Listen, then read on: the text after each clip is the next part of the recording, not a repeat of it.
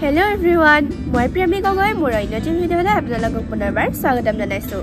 আজি মই আপোনালোকৰ মাজলৈ লৈ আহিছো ছাত্ৰ-ছাত্ৰীসকলে শিশু দিৱসত ক'ব পৰাকৈ অতি সহজ আৰু সৰল ভাষাত এটা ভাষণ। তেন্তে আহকচোন ভাষণটো আৰম্ভ কৰো।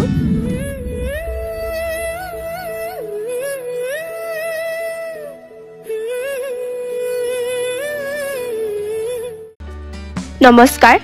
আজিৰ সভাত উপস্থিত থকা মোৰ শ্ৰদ্ধাৰ শিক্ষাগুৰুসকল, দাদা বাইদেউ, ভাইটি ভণ্টি আৰু মোৰ সতীৰ্থসকল, আজি সমগ্ৰ দেশতে পালন কৰা হৈছে শিশু দিৱস।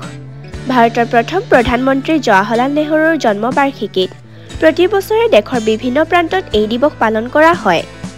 নেহৰুৱে ছাত্ৰ-ছাত্ৰীসকলক বহুত মৰম কৰিছিল, যাৰ বাবে তেখেতলৈ শ্ৰদ্ধা জনোৱা আৰু ছাত্ৰ-ছাত্ৰীৰ শিক্ষাৰ মহত্বৰ বিষয়ে সজাগ কৰিবৰ বাবে 14 নৱেম্বৰত শিশু দিৱস পালন কৰা হয়।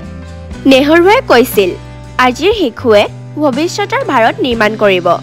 শিশুসকল এই দেশৰ ভৱিষ্যত। সেইবাবে শিশুসকলৰ শিক্ষা আৰু কল্যাণৰ ওপৰত বিশেষ গুৰুত্ব দিয়া দৰকাৰ। যিমান ভালদৰে আপোনালোকে শিশুৰ পৰিচৰ্যা কৰিব, সিমানে সেই শিশুসকলে ভৱিষ্যতে উন্নত ৰাষ্ট্ৰ নিৰ্মাণ কৰিব। প্ৰতি বছৰে এই দিনটোত শিশু দিৱস পালন কৰি শিশুৰ শিক্ষাৰ মহত্বৰ বিষয়ে ৰাইজক সজাগ কৰা হয়। ভাৰতৰ স্বাধীনতাৰ পাছৰে পৰা শিশুসকলৰ বাবে বিভিন্ন আঁচনি ৰূপায়ণ কৰা হৈছে, কিন্তু আজিও বহু শিশু শিক্ষা, স্বাস্থ্য আদিৰ দৰে অধিকাৰৰ পৰা বঞ্চিত হৈ আছে। শিশু দিৱস সঁচা অৰ্থত তেতিয়াহে সফল হ'ব, যেতিয়া আমাৰ দেশৰ প্ৰতিগৰাকী শিশুৱে মৌলিক অধিকাৰ লাভ কৰিব। শিশুত শ্ৰমিক আৰু শিশু নিৰ্যাতন আদি বন্ধ হ'ব।